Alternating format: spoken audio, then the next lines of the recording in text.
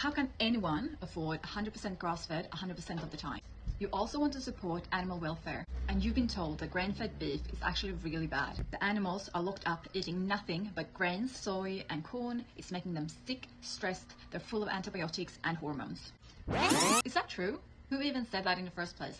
Let's ask someone who's an expert in this particular field. I think it's important for people to know that a beef animal, regardless of how it's finished, is going to spend the majority, and I mean 3/4 of its life, on pasture, regardless of how it's finished. From an environmental perspective, in fact, the stated environmental impacts aren't in favor of grass-fed, grass-finished. It's much more complicated than people imagine it being. From the nutritional aspect, I would argue that detectable differences, but they tend to be much smaller than people think are.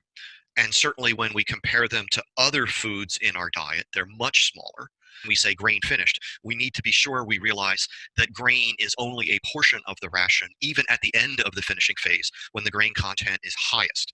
You're still feeding half or so of the ration being forage. Know that there are these differences. What we can't say is the biological significance of those differences when we're feeding human beings that are currently suffering from hyperinsulinemia. And until we've addressed that, we really can't know any of these other impacts.